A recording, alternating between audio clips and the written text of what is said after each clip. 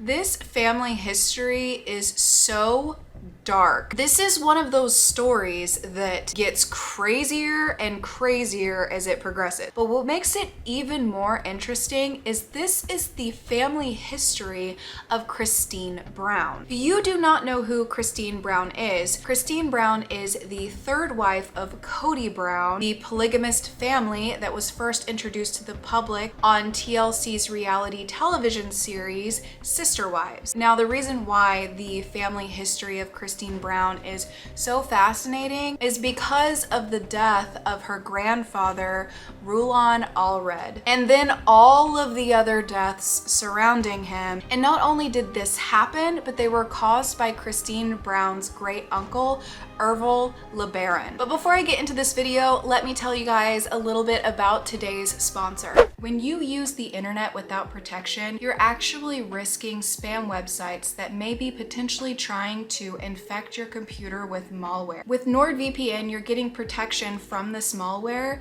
intrusive ads, and web trackers. NordVPN is also incredibly important to use if you are someone that connects to the internet on public Wi-Fi. It protects your sensitive data from any connections that may not be secure. And that brings me to my husband and I's favorite way to use NordVPN. My husband's favorite show is The Office, and in the United States, they took it off of Netflix. But with NordVPN, all you have to do is connect to the UK server, log into Netflix UK, and bam, it's right there and you can stream every single episode of The Office. And to add to that excitement, hotels, airlines, streaming services, games, they all offer discounts based on your location. So if you don't like the discounts that are available to you, just change your location and see what else is available. If you are interested in trying out NordVPN for yourself, you can get 61% off of their 2-year plan using my promo link. It's risk-free with Nord's 30-day money-back guarantee. I will have this linked in my description as well as my pinned comment, so if it's something that you want to check out, all you have to do is click that link. Thank you so much to NordVPN for sponsoring this video. Now let's get into the video. The 3 notable characters that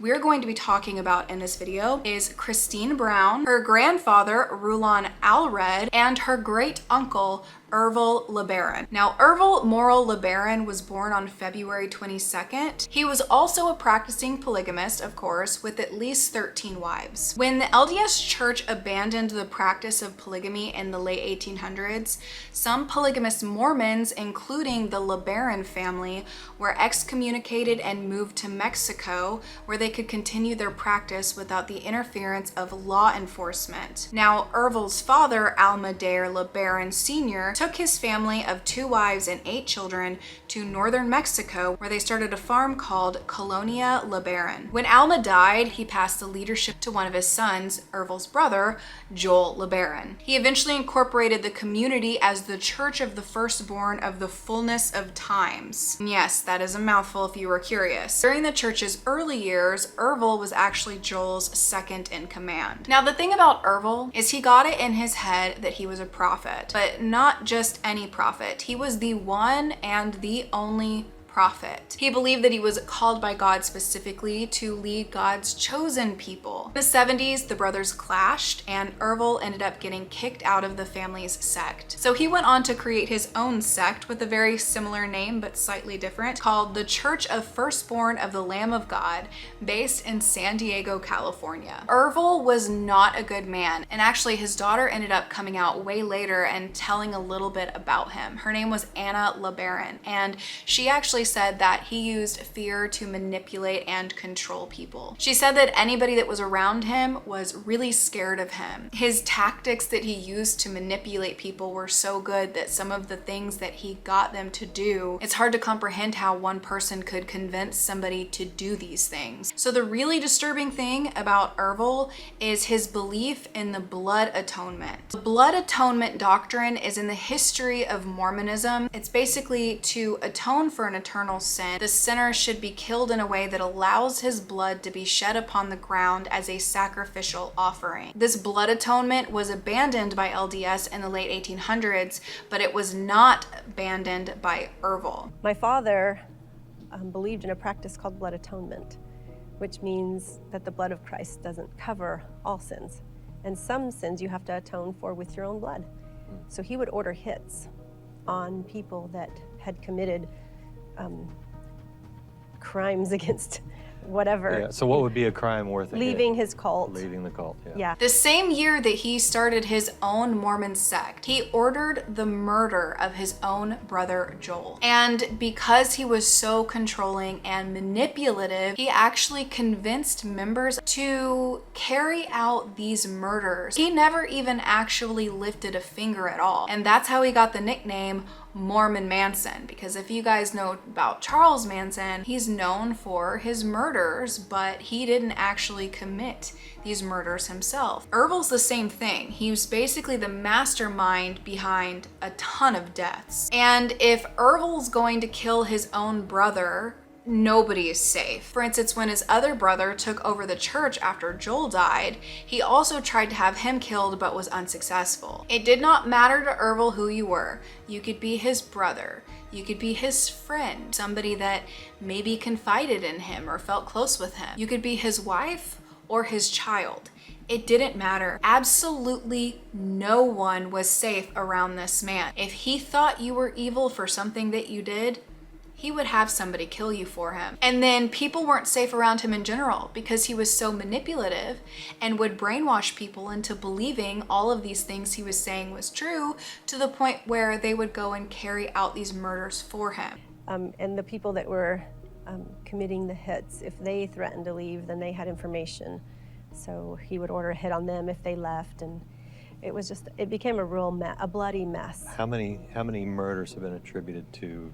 28 confirmed, Okay. and up to 38, depending on which investigator you talk to. Rulon Clark Allred was born on March 29, 1906. He was a chiropractor in Salt Lake City, Utah. He was born to Byron Harvey Allred and Mary Evelyn Clark in Chihuahua, Old Mexico. Now, Christine Brown's grandfather, Rulon, was raised in polygamy, but even though he was raised in it, he actually ended up leaving it and joining the more mainstream Mormonism, LDS. He would go on to marry his first wife, Catherine Lucy, in 1926. They would then move to California while Rulon pursued his career in the medical field. Rulon's father, who was a polygamist, wrote a book about polygamy in defense of it. Now, Rulon was not a fan of his father's book, and he was not a fan of polygamy at this time, so he began writing his father a bunch of letters trying to convince him to leave polygamy. But what ended up happening instead was that Rulon's father was a little bit better at convincing, apparently, because he ended up getting Rulon to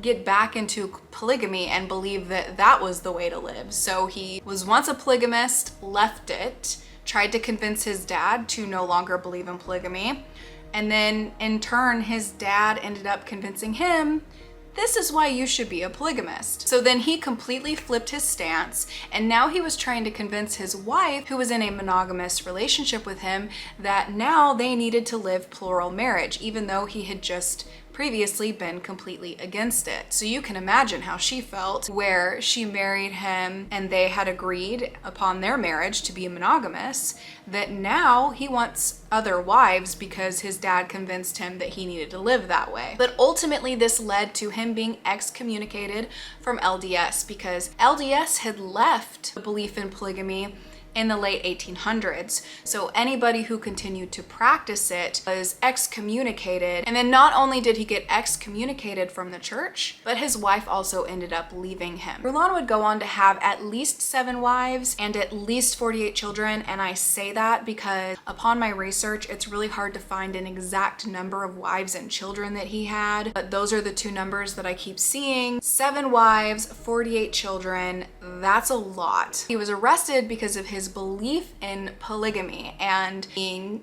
not private about it. And it was something that was illegal. He would get arrested and then he would just be released and go right back to living his polygamous lifestyle. In 1954, he became the new leader of Apostolic United Brethren. This is also referred to as AUB or AUB or the Allred group. And for a little bit of context about this sect, this is actually the one that the Brown family is known to follow. below. So if you guys watched my previous video about the Brown family, when they're talking about their spiritual marriages, this is the church that spiritually married them. They have this belief that a male church elder, also known as the priesthood, can marry you spiritually, so that basically you're married in heaven and under God, and it seals them away for all eternity. So when Christine Brown in her video was talking about how it's between her and God, her marriage with Cody, that's what she was referring to, because they never went back to the church to get spiritually divorced. Ervil continued to target other polygamous leaders because of his belief in that whole he was the one true prophet thing. It was on May 10th, 1977 when two women who were both disguised with wigs and sunglasses showed up to Rulon's place of work. The two of them opened fire with handguns, and he ended up dying later from his wounds. May 10th, polygamist Rulon Allred was gunned down in his Murray office. Allred was a spiritual leader for several thousand polygamists. Officials considered his murder a religious assassination. That began a manhunt for his killers in several western states and Mexico. These women would later be identified as Rena Chenoweth, who was Ervil LeBaron's 13th wife that was only 19 years old. The second woman was Ervil's stepdaughter, Ramona Marston. Rena Chenoweth was actually tried and acquitted for Rulon Allred's murder, but later she confessed about having committed this murder in her memoir, The Blood Covenant, that was released in 1990. I would never have done, ever had done, if I hadn't been under the complete control of somebody else who had convinced me it was God's will. Ervil set it up to where it was this big, important job. God wanted this to happen. I did what I was told, and it was an awful experience. If I hadn't done what I'd done, they would have killed me. She also would allege the exact same thing that Ervil's daughter alleged, that he used fear and mind control to manipulate people into doing these things for him. He would go on to take the lives of many more people through the hands of people who would manipulate into doing his dirty work. This included people in his own family or people who wanted to leave the church. Like, if you didn't want to be a part of this and you chose to leave, Ervil would put a target on your back. Another murder that Ervil LeBaron is known to be responsible for is he ordered the killing of Bob Simmons, who was a polygamist who sought to minister to Native Americans. This murder occurred in April of 1975, which was 2 years before Rulon C. Allred was murdered by his 13th wife and stepdaughter. Ervil LeBaron's 10th wife, Vonda White, was convicted and sentenced to life in prison for the murder of Dean Grover Vest, which was one of Ervil LeBaron's henchmen that had attempted to leave the church. Vonda White also confessed to killing Naomi Zarate Chenoweth, who was the plural wife of Ervil's father-in-law. The reason for this was she had allegedly been critical of Ervil LeBaron's practices and snubbed him at her wedding. He was also linked to the murder of his own daughter, Rebecca, who was 17 years old and pregnant at the time of her death. On June 1st, 1979, Ervil was finally apprehended by police in Mexico, and he was extradited to the United States, being convicted of the death of Rulon Allred. And then in 1980, he was sentenced to life in prison in the state of Utah prison in Draper, Utah. 2 years later, on August 16th, Ervil died behind bars, but not before he managed to write a 400-page book and have 20 copies of it printed. This book was called the Book of the New Covenants, and within it he had all of the names written down of the people that he wanted killed. On June 27th, 1988, at exactly 4:00 p.m., 4 murders were committed by followers of Ervil LeBaron. One of them was by the name Dwayne Chenoweth, which was one of Ervil LeBaron's former followers. He was shot and killed with his 8-year-old daughter, Jennifer, while they were running errands. The third murder was Eddie Marston, one of Ervil's stepsons. And the fourth, Mark Chenoweth, who was a father of 6. He was shot multiple times in his office in Houston, Texas. There were 7 killers involved in the 4:00 murders, but only 5 of them were found guilty. One of these people was Cynthia LeBaron. She testified against her siblings, and she was actually granted immunity. Jacqueline LeBaron was captured by the FBI in May 2010, and on June 16, 2011, she pled guilty to conspiracy to obstruct religious belief beliefs and faced a 5-year maximum sentence. After 20 years on the run, the fugitive daughter of a polygamist sect leader is in custody tonight. Jacqueline Tarsa LeBaron faces charges in a 1988 quadruple killing, one of the victims an 8-year-old girl.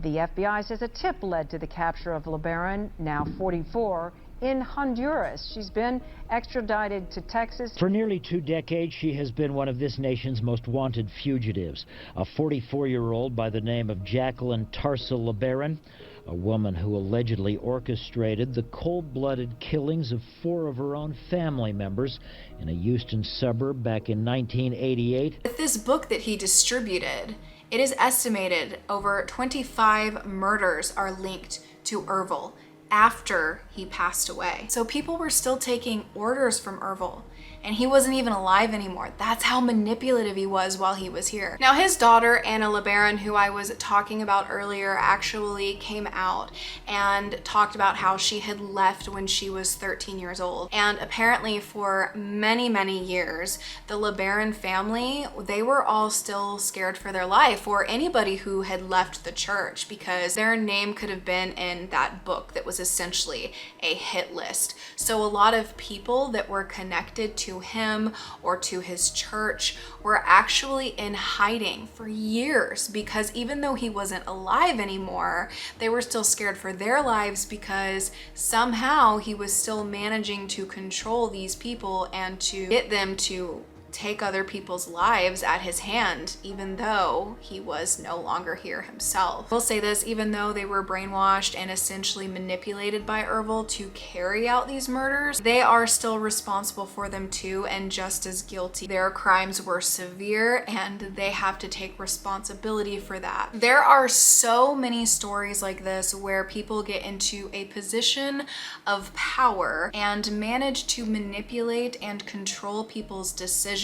I don't know how they do it. It will forever blow my mind that there are people out there that can actually convince others to do these terrible things for them. It blows my mind. And this story is not unique. There are so many stories like this where people do this exact same thing. They're hiding behind religion, but they're actually evil, dangerous people. So I heard that the Allred family that Christine Brown was a part of was actually a very known polygamous family within polygamy. I had to look into it deeper, but I wasn't expecting to see something like a true crime case connected to her family. And then when I found it and I started researching for it, I didn't expect it to keep getting crazier and crazier the more that I read. You guys are gonna have to let me know what you think down in the comments below. And did this blow your mind like it blew mine? Let me know. If you guys want more videos on sister wives and or polygamy, let me know in the comments down below, and also give this video a thumbs up, because that'll let me know you guys liked it and that you want to see more. And if you're not subscribed, what are you doing with your life? Make sure you guys click the subscribe button. I would greatly appreciate it. And I'll be seeing you guys very soon for another video.